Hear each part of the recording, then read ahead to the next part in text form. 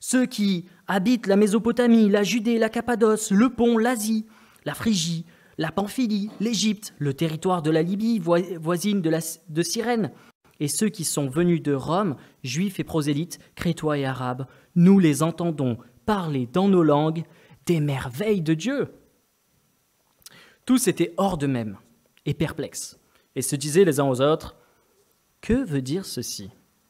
Mais d'autres se moquaient et disaient, « Ils sont pleins de vin doux. » Alors, Pierre, debout avec les 11, éleva la voix et s'exprima en ces termes.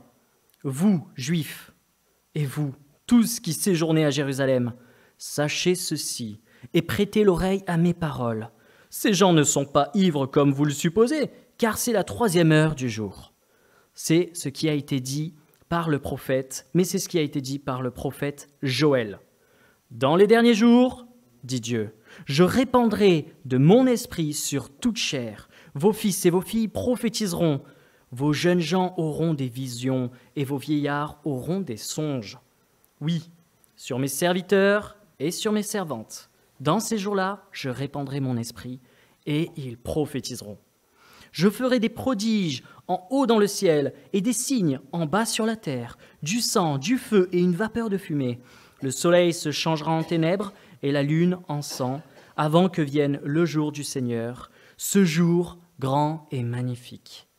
Alors, quiconque invoquera le nom du Seigneur sera sauvé. » Israélites, écoutez ces paroles.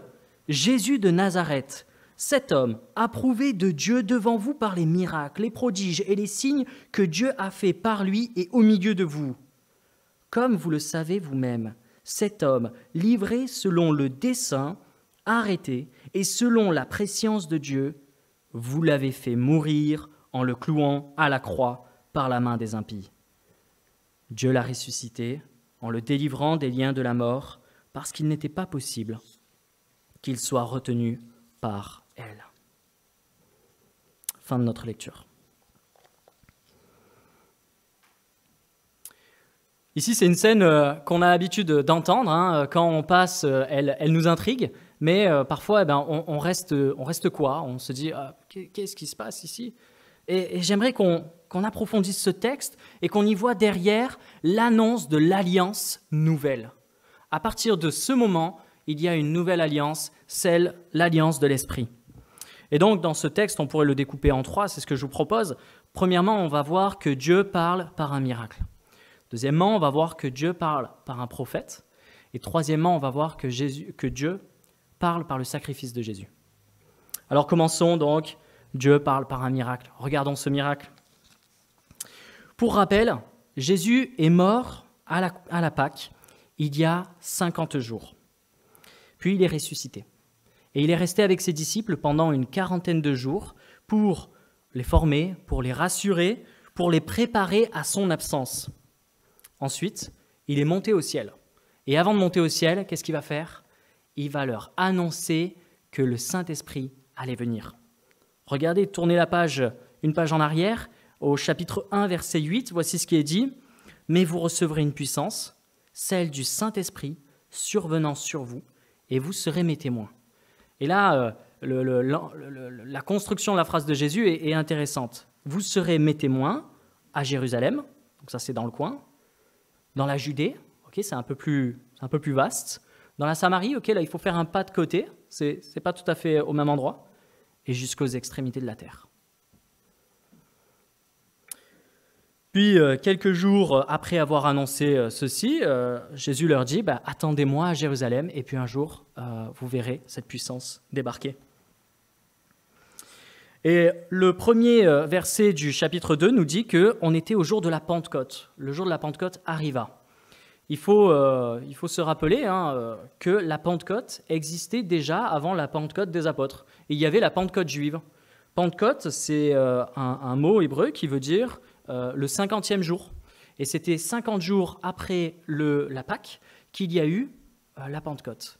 Et à cette Pentecôte, qu'est-ce qu'on fêtait ? On fêtait deux choses. On fêtait premièrement le don de la loi par Dieu. Moïse avait reçu les textes de la loi 50 jours après la Pâque.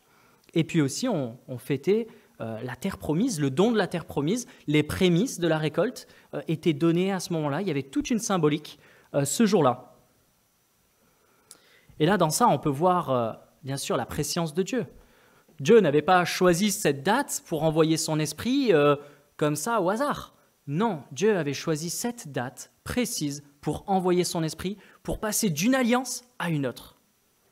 Il y avait 3 raisons pourquoi cette date était géniale. Bon, c'est Dieu, hein. Enfin, on ne peut pas dire Dieu c'est génial, c'est forcément génial. Et puis même, on n'est pas là pour commenter, mais c'était une bonne date. Et voici pour 3 raisons. Premièrement, parce que ça allait avoir un grand impact de faire ça ce jour-là, puisqu'il y avait beaucoup de personnes. Et c'est ce qu'on va voir, il y avait des personnes qui venaient de pays très éloignés. Donc, rapidement, la bonne nouvelle allait se propager. Deuxième logique à cette date, c'est que en Jésus, Dieu remplace les anciennes fêtes par des nouvelles fêtes. La Pâque juive, la libération du peuple qui sort de l'esclavage égyptien et qui passe et qui sort de cet esclavage, eh bien Jésus l'a remplacé en nous libérant du péché en mourant à la croix. Donc la Pâque est remplacée. On rajoute un S maintenant à la Pâque. Il y a plusieurs Pâques et donc elle est remplacée. Et puis c'est aussi une deuxième fête qu'il remplace, et c'est ma 3e raison, c'est que ça n'est pas seulement le don de la loi, mais aussi l'annonce, les prémices de la terre promise qui est donnée ici. Et donc on va voir que Dieu, en envoyant son esprit, nous donne les prémices. Et quelles prémices? Sa présence. Si vous voulez regarder avec moi en Ézéchiel, chapitre 36, versets 26 à 27, ce texte est clé, et souvent on y revient à ce texte. Ézéchiel, chapitre 36, à partir du verset 26.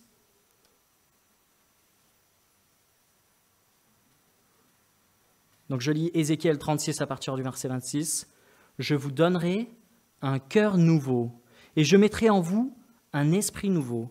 J'ôterai de votre chair le cœur de pierre, et je vous donnerai un cœur de chair. Je mettrai mon esprit en vous, et je ferai que vous suiviez mes prescriptions et que vous observiez et pratiquiez mes ordonnances. » Là où avant on avait la loi, on a maintenant la grâce, et puis là où avant on avait la terre promise, et bien maintenant on a le prémisse de l'Esprit de Dieu.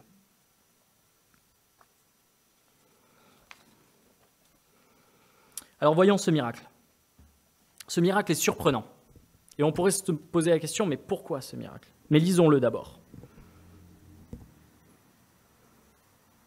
Tout à coup, il vient du ciel un bruit comme celui d'un souffle, violent, qui remplit toute la maison où ils étaient assis. Des langues qui semblaient de feu et qui se séparaient les unes des autres leur apparurent. Ils se posèrent sur chacun d'eux. Ils furent tous remplis d'Esprit Saint et se mirent à parler en d'autres langues, selon que l'Esprit leur donnait de s'exprimer. Alors déjà, on voit qu'il y a une hésitation dans la formulation. Il y a vous voyez, il est dit qu'il y a un bruit comme celui d'un souffle. On ne dit pas le bruit d'un souffle, c'est comme le bruit d'un souffle. On dit les langues semblaient être de feu. Et c'est normal parce que en fait, ce qui se passe est tellement spectaculaire, il n'y a pas de mots, il n'y a pas de comparaison, il n'y a pas de mots exacts pour dire ce qui s'est passé. Donc on utilise des comparaisons. C'est un peu comme ça, un peu comme ça. Donc c'est dur à décrire. On peut aussi rappeler que l'auteur de ce livre, Luc, n'est pas présent durant cette scène.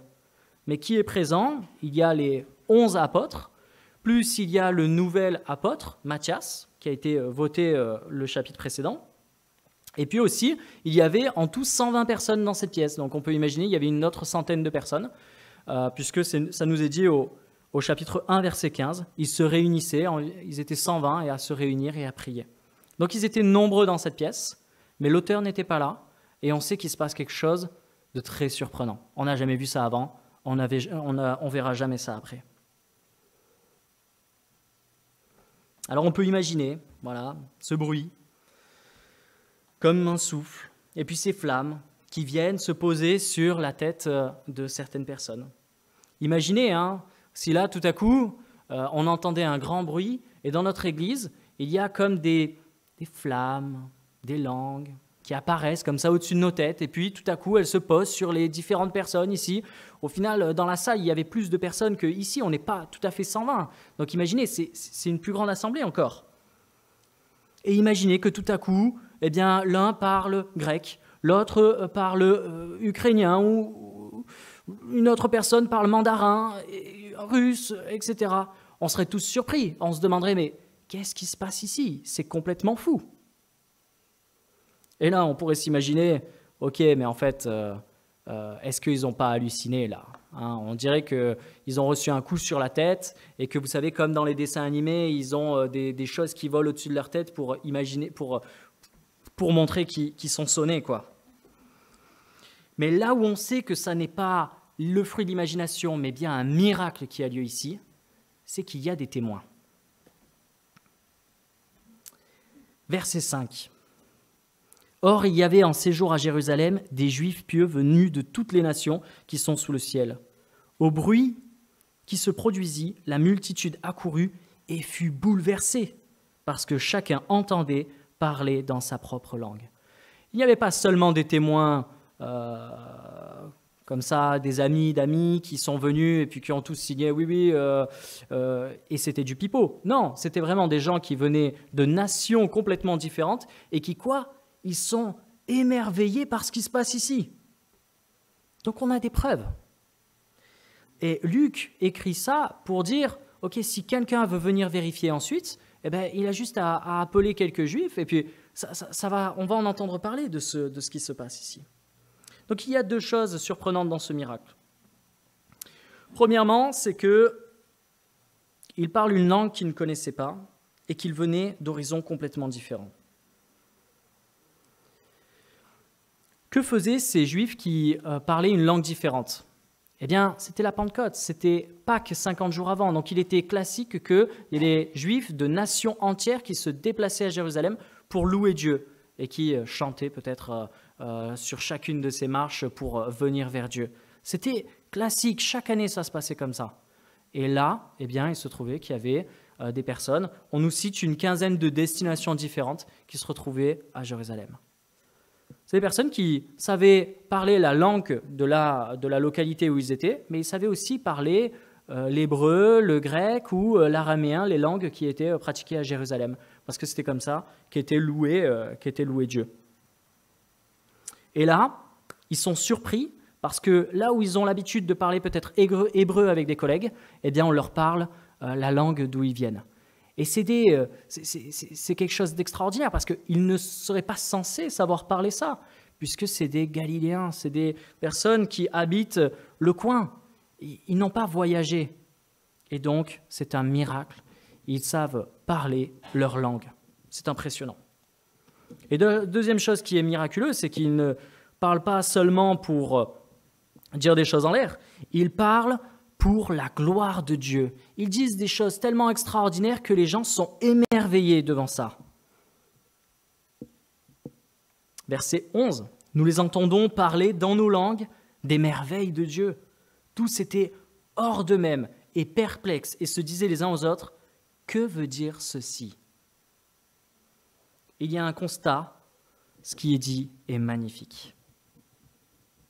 Et on peut les comprendre.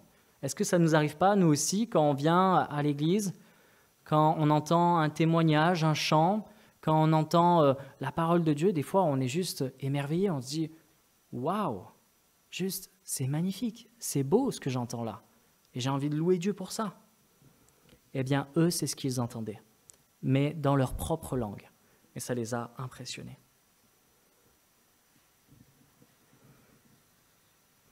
Alors, je vous propose maintenant de passer à notre deuxième point. Dieu parle par un prophète. Alors, Pierre doit défendre, doit expliquer là ce qui se passe. Puisque la foule est en train de se poser la question, ceux qui ne comprennent pas, du moins, ils disent « mais est-ce qu'ils ont trop bu ?» Et lui, il dit « non, c'est pas possible, parce qu'il est la 3e heure du matin, donc il est environ 9 heures. » Bon. Ça, on en connaît, hein, malheureusement, des fois qui commencent tard la veille et qui à 9 heures sont encore sous alcool. Mais là, ceux qui posent cette question-là, c'est ceux qui ne comprenaient pas ces langues. Parce que ceux qui comprennent ces langues disent « il se passe quelque chose d'extraordinaire là, à ce moment-là ». Donc Pierre va ensuite citer une prophétie, la prophétie de Joël, et il va dire ce n'est pas le vin qui parle, celui qui parle, c'est Dieu. Pourquoi ? Parce que cette prophétie de Joël est en train de s'accomplir sous vos yeux. Et je relis la prophétie qui est citée, verset 17. « Dans les derniers jours, dit Dieu, je répandrai de mon esprit sur toute chair. Vos fils et vos filles prophétiseront. Vos jeunes gens auront des visions et vos vieillards auront des songes. Oui, sur mes serviteurs et sur mes servantes, dans ces jours-là, je répandrai mon esprit et ils prophétiseront. » Et si je m'arrête juste ici, c'est ce qui est en train de se passer. Les gens sont en train de prier, de scander, de dire des choses par l'impulsion de l'Esprit de Dieu, eh bien, des choses merveilleuses. Donc, versets 17 et 18, c'est en train d'avoir lieu. Verset 19, « Je ferai des prodiges en haut dans le ciel et des signes en bas sur terre, du sang, du feu et une vapeur de fumée. » Là encore, c'est des choses qui sont en train de se passer avec le feu comme ça qui descend sur les personnes. On voit aussi le sang qui a déjà coulé en Christ. On voit ces prodiges qui ont déjà été faits pendant tout le ministère de Christ. Verset 20, « Le soleil se changera en ténèbres et la lune en sang avant que vienne le jour du Seigneur, ce jour grand et magnifique. » Là, on pourrait se dire, mais à quel passage cela fait référence ? Il faut se rappeler qu'à la croix, le soleil s'est obscurci. Et c'est quelque chose qui a été un miracle là encore parce qu'on sait que ça n'était pas une éclipse. Verset 21, « Alors, et c'est ça la conclusion de la prophétie et de là où veut en venir Pierre, « Alors, quiconque invoquera le nom du Seigneur sera sauvé, puisque à partir de là, le salut en Jésus est possible. »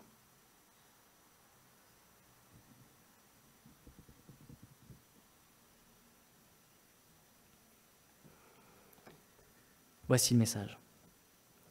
Alors, on pourrait se dire, mais est-ce que c'est normal ce qui s'est passé ? Est-ce que c'est commun de voir des chrétiens se tourner vers Christ et qu'à ce moment-là, il se passe un miracle ? Parce que si c'est le cas, on peut dire, oui, mais moi, dans mon église, il ne se passe rien d'extraordinaire. Je vois pas un bruit, j'entends pas un bruit comme ça et comme un souffle, je vois pas des langues de feu, etc. Je vois rien d'extraordinaire dans mon église. Comment savoir que ces personnes-là, eh bien, sont véritablement sous cette nouvelle alliance ?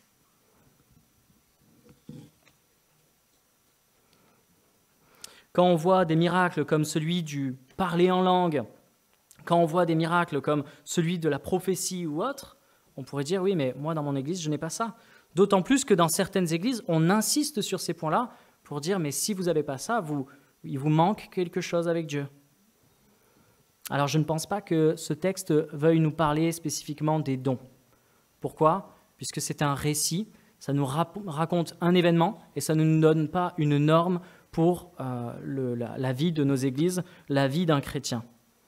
Ici, ce qui semble être fait, c'est le miracle d'un parler en langue, mais un parler en langue d'autres nations.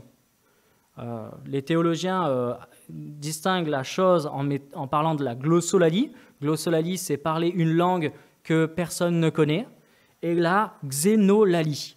La xénolalie, c'est parler une langue qui est déjà parlée quelque part sur Terre. Là, il semblerait que ça soit plutôt de la xénolalie. Ok, mais on peut se dire, mais pourquoi ce miracle alors ? Pourquoi est-ce que telle scène qui nous perturbe et nous pose question quand on lit ce texte ? Eh bien, c'était pour attirer l'attention. Si on est surpris par ce texte, c'est pour nous dire, bah, c'est normal, c'est fait pour nous surprendre. Dieu envoie un miracle particulier, spécifique, pour attirer l'attention pour le message qu'il y a derrière. Et ce message, c'est qu'il y a une nouvelle alliance qui est en train de se signer. Je me souviens avec Magali, on avait fait un camp d'évangélisation il y a une dizaine d'années quasiment. Et ce camp d'évangélisation, Élie et Evelyne étaient là pour nous accueillir, hein, c'était au Phare, à Marseille. Et en fait, Ça se déroulait sur une dizaine de jours. Et la première partie du camp, quasiment 5 jours, ce qu'on faisait, c'est qu'on priait pour l'évangélisation qu'on allait faire. On avait des temps d'enseignement et c'était chouette. Mais il y avait un truc un peu spécifique qu'on faisait aussi, c'est qu'on préparait un spectacle. Alors moi, je ne suis pas du tout un artiste, mais on préparait un spectacle.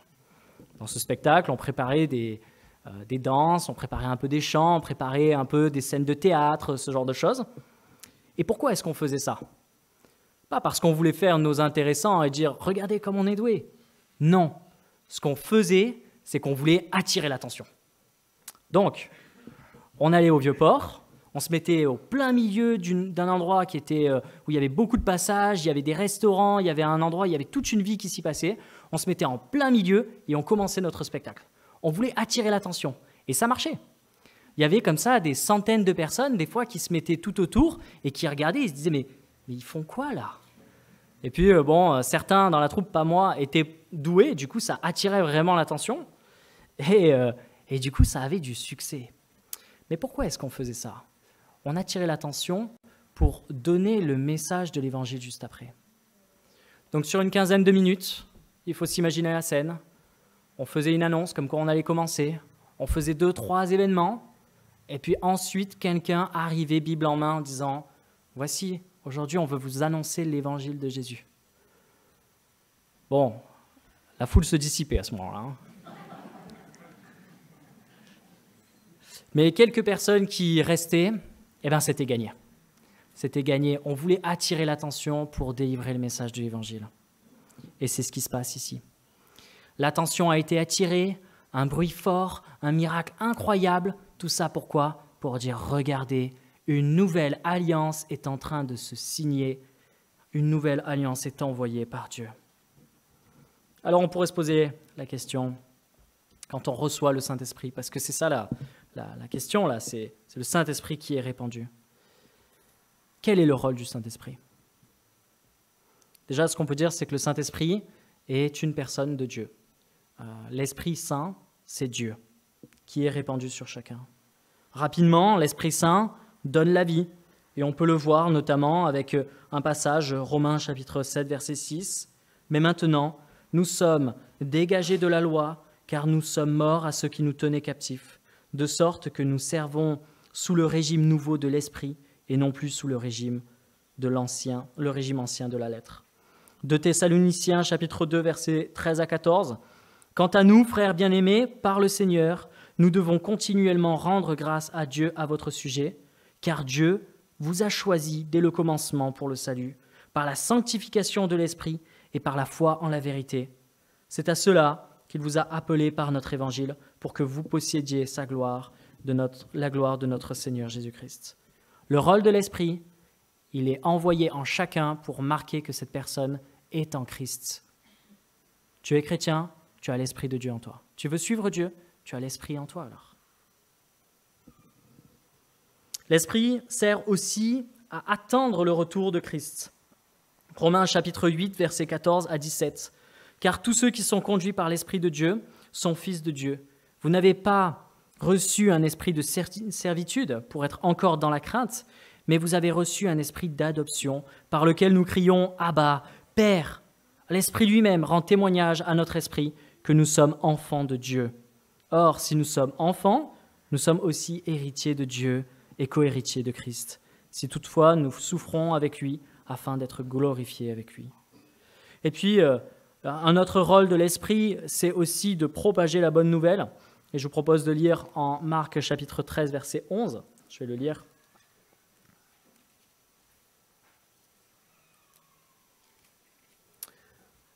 « 13, verset 11. « Quand on vous emmènera pour vous livrer, ne vous inquiétez pas d'avance de ce que vous direz, mais dites ce qui vous sera donné à l'heure même, car ce n'est pas vous qui parlerez, mais c'est l'Esprit Saint. C'est l'Esprit de Dieu qui nous aidera à parler et à avoir les bons mots au moment où nous avons besoin de parler de Dieu.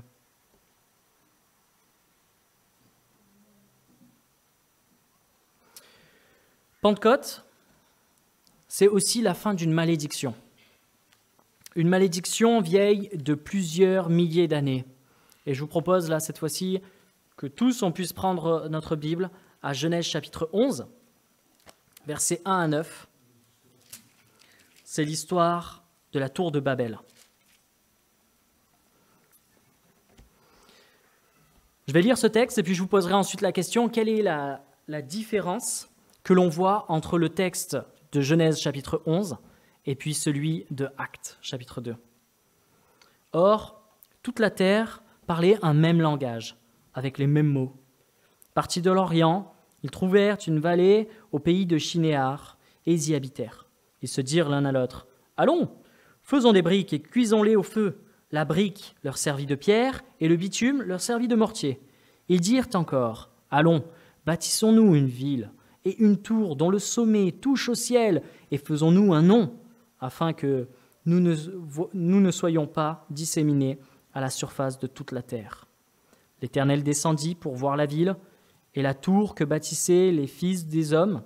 L'Éternel dit, « Voilà un seul peuple. Ils parlent tous un même langage, et voilà ce qu'ils ont entrepris de faire. Maintenant, il n'y aurait plus d'obstacle à ce qu'ils auraient décidé de faire. Allons, descendons, et là, confondons leur langage, afin qu'ils n'entendent plus le langage les uns des autres. L'Éternel les dissémina loin de là, sur toute la surface de la terre, et ils cessèrent de bâtir la ville. C'est pourquoi on l'appela du nom de Babel, car c'est là que l'Éternel confondit le langage de toute la terre, et c'est de là que l'Éternel les dissémina sur toute la surface de la terre. Alors, quelle différence voyez-vous entre Babel et Actes chapitre 2 ? Est-ce que vous avez des éléments ? C'est l'inverse, c'est-à-dire ?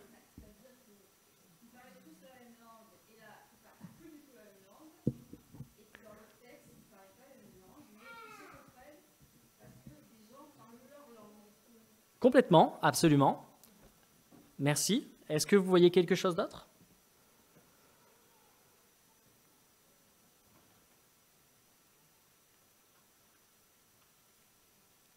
Dans le premier cas, c'est les hommes qui essayent de monter à Dieu par leur propre force, et dans le second cas, c'est Dieu qui vient. Génial, absolument. Merci David.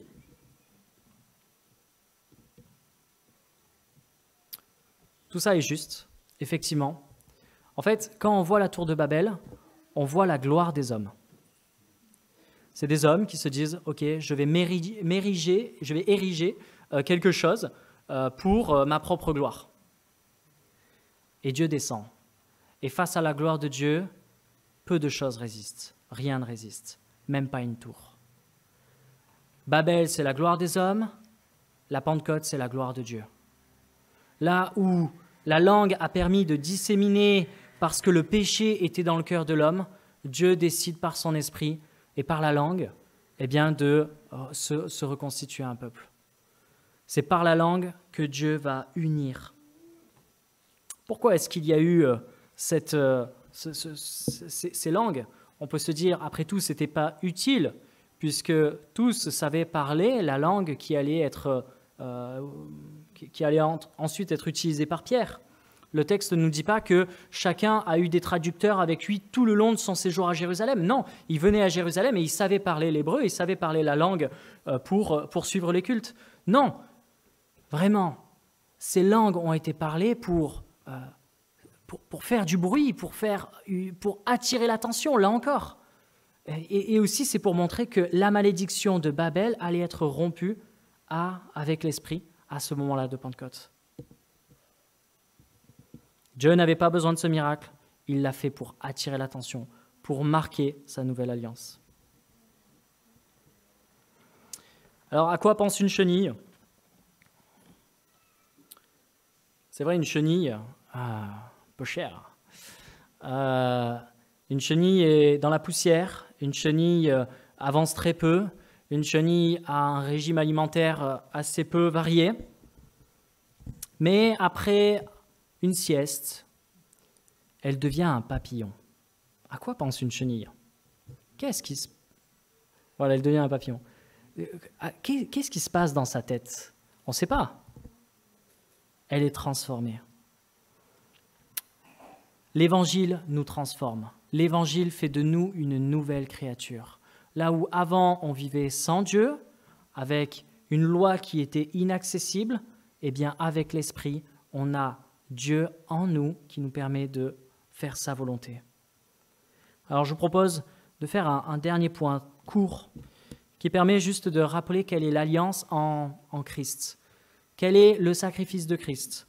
Je pense que ce sera un point qui sera utile pour toutes les personnes qui se posent la question, mais est-ce que je suis chrétien? Mais ça nous aidera peut-être à nous aussi, qui sommes chrétiens de longue date, à nous rappeler, voilà, comment est-ce qu'on peut annoncer l'évangile aussi à une personne. Enfin, ça nous permet aussi à nous de nous poser la question, qui sommes anciennement chrétiens, est-ce que vraiment je suis toujours en accord avec les premiers mots que j'ai demandés à Dieu, avec mon premier engagement à Dieu? Alors le sacrifice de Jésus, alors Dieu nous parle par le sacrifice de Jésus. Comment est-ce qu'on peut annoncer l'évangile rapidement? Eh bien, premièrement, c'est de faire comprendre que chaque personne sur terre a déjà péché. Et c'est ce que Pierre va dire, verset 22. Israélites, écoutez ces paroles. Jésus de Nazareth, cet homme approuvé de Dieu devant vous par les miracles, les prodiges et les signes de Dieu que Dieu a fait par lui au milieu de vous.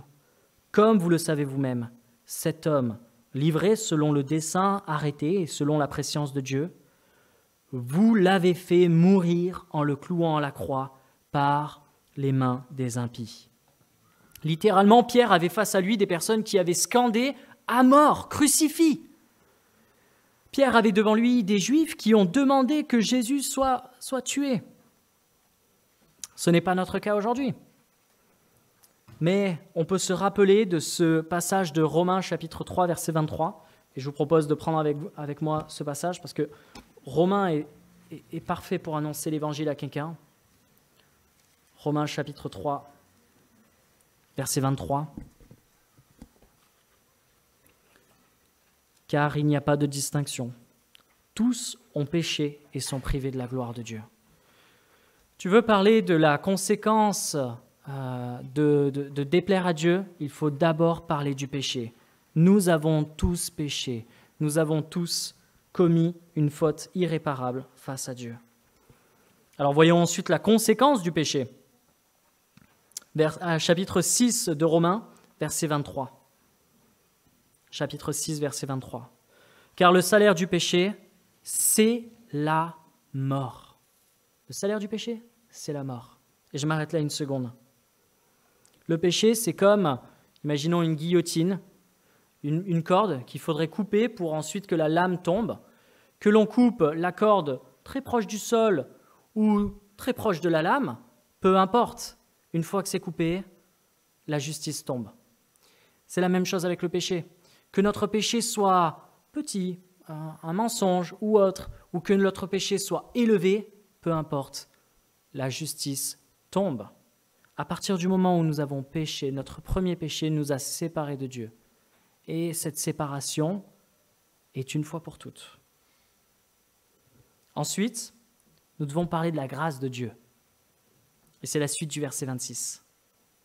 Mais le don gratuit de Dieu, c'est la vie éternelle en Christ, notre Seigneur.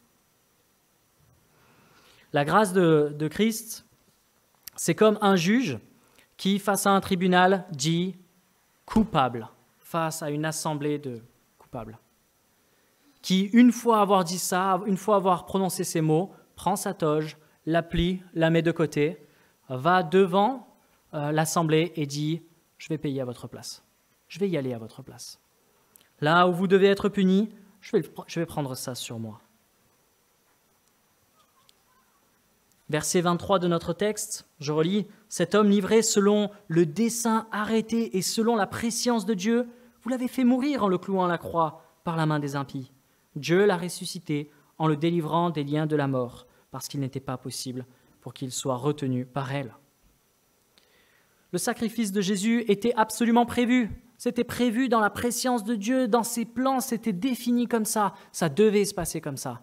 C'est pas au jardin d'Éden que Dieu s'est dit « Ok, il faut que je réfléchisse à un plan de secours. » Non, c'était déjà prévu avant toute chose. Jésus est mort pour nous sauver. Et aujourd'hui, peu importe la personne qui se tourne vers Dieu, elle peut être sauvée Encore faut-il que cette personne lui demande. Et regardez la conséquence dans notre passage en Actes chapitre 2. Et là, je vais lire à partir du verset 37, un passage qu'on n'a pas encore lu. « Après avoir entendu cela, ils eurent le cœur vivement touché. » Là, c'est la foule. « Et ils dirent à Pierre et aux autres apôtres, « Frères, que ferons-nous » Pierre leur dit, « Repentez-vous et que chacun de vous soit baptisé au nom de Jésus-Christ pour le pardon de vos péchés, et vous recevrez le don du Saint-Esprit. Car la promesse est pour vous, pour vos enfants et pour ceux qui sont au loin, et aussi grand nombre que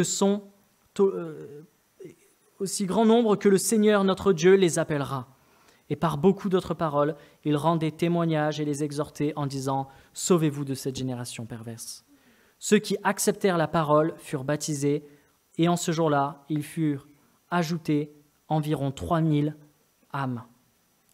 3000 personnes qui, à ce moment-là, se sont tournées vers Dieu. Alors pour conclure, la Pentecôte juive a été remplacée. Le don de la loi a été remplacé par le don de la grâce. Les prémices de la terre promise a été remplacé par les prémices du ciel, et ce prémisse est le Saint-Esprit et le don de Dieu. Ce n'est pas parce que c'est un prémisse que c'est moindre.